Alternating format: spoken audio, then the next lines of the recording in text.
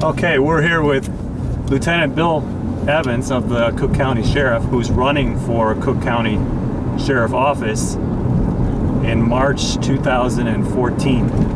And we're checking on an unincorporated area on the northwest side of Arlington Heights, mainly the Country Glen apartments and the Whispering Wind apartments. And it brings to mind, because Arlington Heights police do respond a lot to these areas for backup, and there has been some crime spill over into the Arlington Heights area.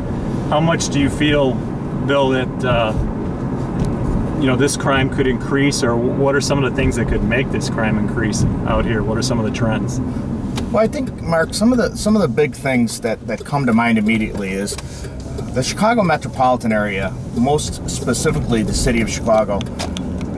They are experiencing a very large amount of violent crime in the city. My concerns would be that as time goes on,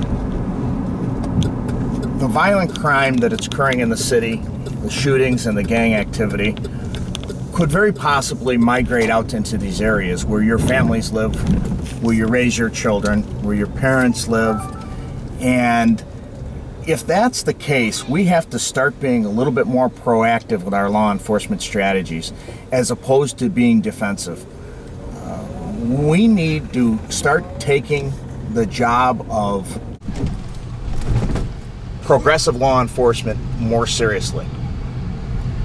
If we don't, we may run into a situation where violent crime will migrate into these areas and mushroom out into areas very similar to this, and we will reach the point of no return. That is really my largest concern. It's happened before. We know that it's happened before. It's happened in other jurisdictions, in other areas, in other cities.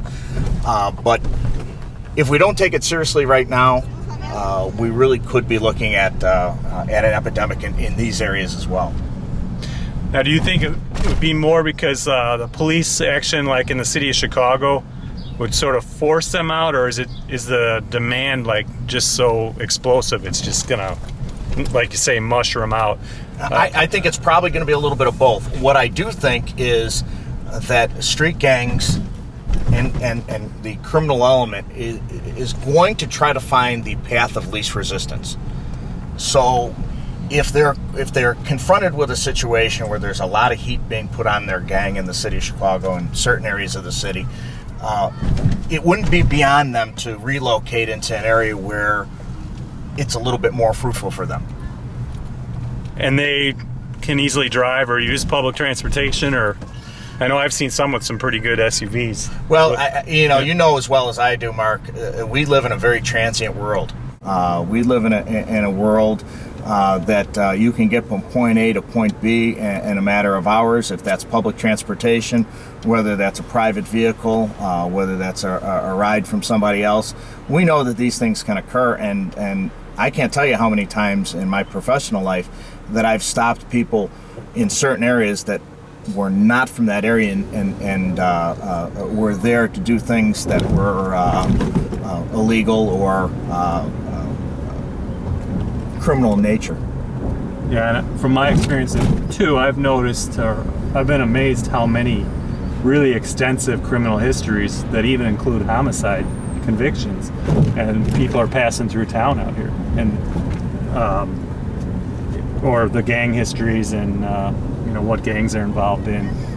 Well, we're here in this particular subdivision, just outside of Arlington Heights, and we're on Bond Hill Road here. Bond Hill Road has experienced over many years an influx of street gang activity, drug activity. The police get called to this area on a very frequent basis for street disturbances, for domestic disturbance related calls. And what's usually happening in the street disturbances? Well, generally, somebody obviously is calling the police because a crowd has congregated. Perhaps maybe they're street gang members. Maybe there's a fight, there's an argument. There's something to leading the citizen to be uncomfortable and to make a call to police. that typically defines a street disturbance. Usually it involves several people as opposed to one or two or three people. And usually when law enforcement arrives on scene, there's a lot of people. Some of those people flee right away for obvious reasons, and others stick around, and then you determine what the cause of that particular disturbance is going to be. And then are they usually pretty confrontational, or are they pretty cooperative with the police, or is it hard to tell? You know, a lot of times it depends on exactly what was occurring before the police arrived. It's a heated situation between two people, and there's some type of argument taking place, or two people are about to go to blows.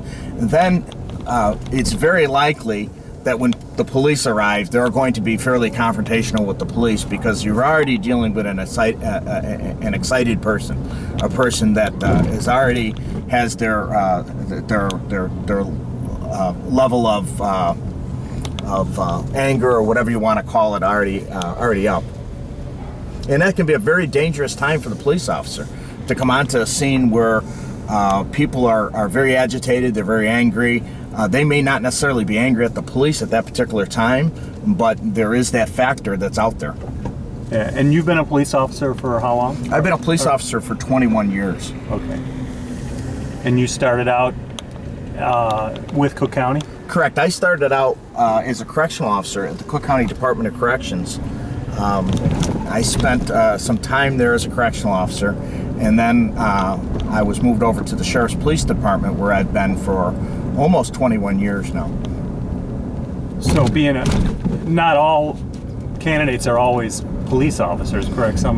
Well, you know, what traditionally happens is a lot of times, because it is an elected office, you're getting people without a solid level of law enforcement experience, or you're getting people with no law enforcement experience at all, but they are career politicians. So I think it is imperative that you have somebody overseeing the sheriff's office that has a career in law enforcement, has a career as a local police officer. Every jurisdiction is a little bit different, and our jurisdiction and our agency is very unique in many, many different ways. So it would only stand to reason to me that a person who's intimately familiar with the organization, the workings of the organization, the culture of the organization, the development of the organization, should be the person that leads that particular organization. It just makes very good practical sense. From my own perspective, I've prepared myself for a life in law enforcement. I educated myself. I stayed in this profession for a number of years to improve my knowledge base and to become an experienced law enforcement officer. And you're running as under the Democratic Party, that's correct? Well, I am running under the Democratic ticket. However, I think it's safe to say that although I am running as a Democrat, I think I'm a middle of the road type person.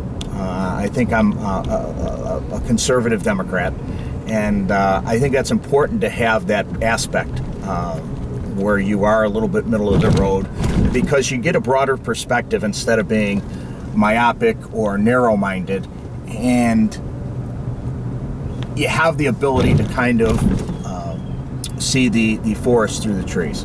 You see the real world every day, and you know what works. Yeah, you do see what works in this organization, and you know, I always think it's really difficult to miss politics in law enforcement. It never seems to work out well, and I think it's a dangerous proposition. To mix it, you said? Yes, exactly. I think it's a dangerous proposition to mix the two, and that's another reason. I am not a career politician.